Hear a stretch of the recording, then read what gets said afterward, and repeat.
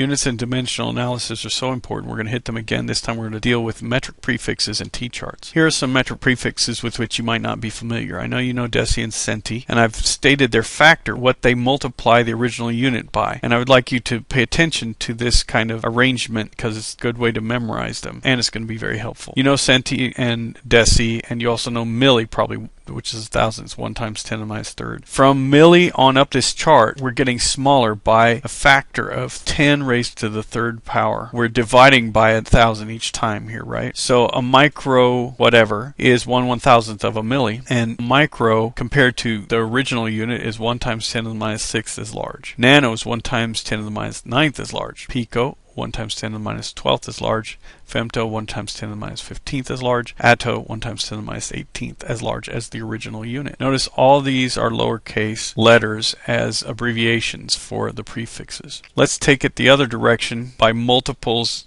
greater than 1. So 1 times 10 to the third is kilo. 1 times 10 to the 6th is mega. It's 1,000,000 times bigger than the original. 1 times 10 to the 9th is giga. That's 1,000,000,000 times bigger than the original. 1 times 10 to the 12th is tera. That's 1,000,000,000,000 times bigger than the original. 1 times 10 to the 15th is peta or peta, which is 1,000,000,000,000 times bigger than the original unit. And 1 times 10 to the 18th is exa. It's 1,000,000,000 times bigger than the original. How do we use these prefixes? Let me show you how it makes our life easy. Wherever you find the metric prefix or the letter representing it, like this N is for nano, you replace that with the appropriate number of powers of 10. Here we have 432 nanometers, which is a wavelength of light that would be found in the deep blue or violet portion of the visible spectrum of light. And we've converted it into what it would be in meters, but not into the proper scientific notation. Proper scientific notation would move the decimal to right there between the 4 and the 3, and that involves dividing 432 by 100, so we must also multiply 10 to the minus 9th by 100.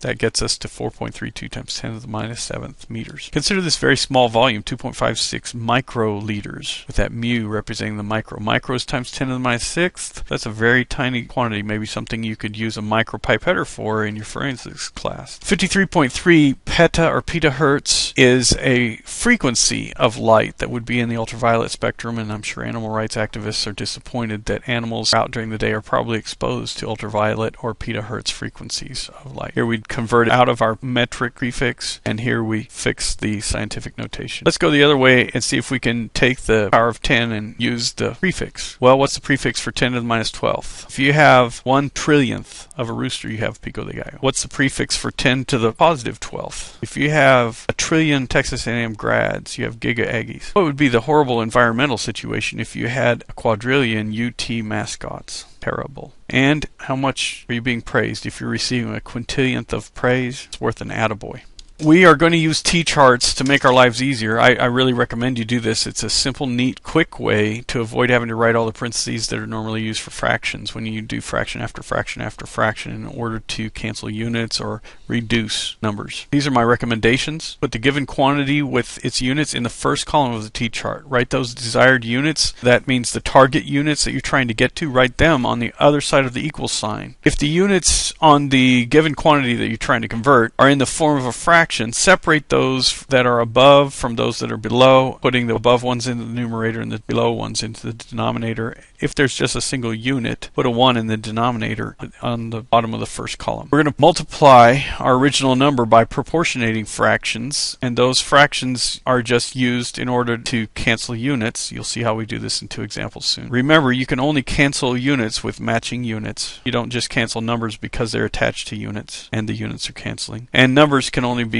canceled if reduction is possible by reduction by a common factor. Here's an example. How many kilograms is 3.687 micrograms? Well, I want to point out, rather than learning King Henry, blah, blah, blah, I recommend you always just refer back to the relationship to the base unit or the original unit. We've got kilograms here, and we want to relate those to grams, and micrograms, we want to relate those to grams. So we have this equality. 1 microgram is equal to 1 times 10 to the minus 6 grams. 1 kilogram, 1 times 10 to the third grams. We're going to use those in our teacher t-chart. Here's our t-chart. Put our original value, our given value with its units. We put a 1 down here because there was no unit or fractional unit, so nothing in the denominator. We look at our target unit that we're trying to reach. Then we start our t-chart. There's our first crossbar, and we need to get rid of micrograms, so we put them in the denominator to cancel from the numerator. And if we're dividing by them, we need to be multiplying by the same factor. These two, this fraction is one quantity divided by itself, right? Because 1 microgram is 1 times 10 to the minus 6 grams. Since that's equal and this is the same quantity, I'm really not changing the original number. I'm just multiplying by a factor of 1. Anyway, we've made it so we can cancel out micrograms already. Now we need to cancel grams and end up in kilograms. So we have an equality there too. 1 kilogram is 1 times 10 to the 3rd grams, so the 1 times 10 to the 3rd goes on the bottom. Now, how do we deal with this? We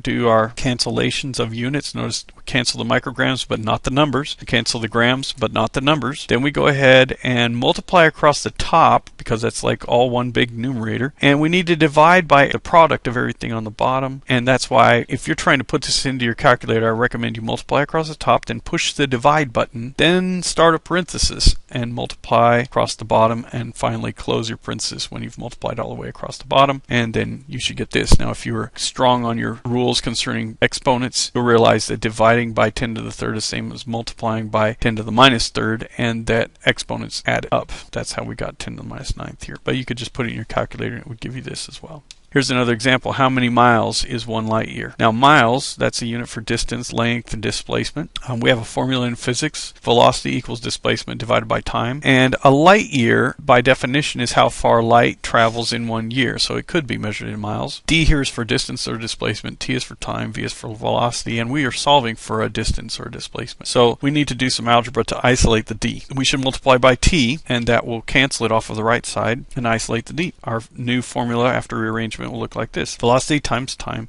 equals displacement, or speed times time equals distance. It means much the same thing. We'll talk about the difference later. What numbers do we have to plug in? We have the speed of light, which you could look up as a constant on your physics chart. And look, it's 3 times 10 to the 8th, or 300 million meters per second. Every second, light travels 300 million meters. We're asking how far would it go in 1 year? Well, the problem here is you can see that seconds don't cancel years. 1 year is not equal to 1 second, so we can't just go and cancel those. And our distance unit is meters, and we need miles. So we're going to have to convert both those units. I'll just remind you, if you were in algebra and they gave you this number, 3 times 10 to the 8th, x divided by y times 1z, you would not be able to cancel the y and the z against each other because they're different variables. Same way, you can't do seconds and years. They're different variables. So what we need to do is convert meters into miles and seconds into years, and that's what we're about to do.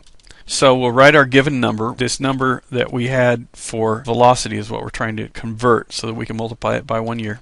We'll take our given number, write it in on the leftmost, the first column of the t-chart we have. Notice it had fractional units, meters per second. So the meters go in the numerator, the seconds in the denominator. What's our target unit? Miles per year. Okay, we need to convert seconds into years. The first time increment is 60 seconds equals 1 minute. Then we need to get rid of minutes. So 60 minutes equals 1 hour. Need to get rid of hours. So 24 hours equals 1 day. The next increment of time, we're almost there, is 365.25 days equals 1 year. And finally, 1 mile is equal to 1,609 meters. I think you'll memorize that by the end of the year. We've set this all up in this way so that you can do cancellation. The seconds cancel, the minutes cancel, the hours cancel, the days cancel, the years don't, but they need to be down here in the denominator anyway. The miles don't, but they need to be in the numerator. The meters do. So we've canceled everything out except miles and years. And what do we have to do? Multiply across the top and then divide by the bottom in parentheses. We're multiplying all the way through here. You might say, well, there's just ones across here. That's fine. There are just ones across there, but sometimes there won't be. So you really will need to multiply all those values sometimes that are in the denominator all the way across and then close your parentheses. When you do that here, you should get 5.88 times 10 to the 12th miles per year. And we can substitute that in where we had this speed in meters per second. Now we can put it in miles per year, and then the years will cancel each other because you have years here in the numerator, years here in the denominator. And when you multiply through, since it's just 1 year over here, we got 5.88 times 10 to the 12th miles, or 5.88 gigamiles if you wish to use the metric prefix. So key points. Memorize an extended list of metric conversions. You need them. You'll use them in different units this year. Need to be able to convert back and forth between metric prefixes and the power of 10 that's equivalent to that metric prefix. We need to learn to use T-charts and be very familiar with them so that they will facilitate our life and we'll be able to keep track of our units and convert properly. Here are rules for T-charts. Multiply across the top, divide by the product of the bottom as one large denominator, and finally, only cancel units that match, that are in both numerator and denominator. You can't cancel units if they don't match.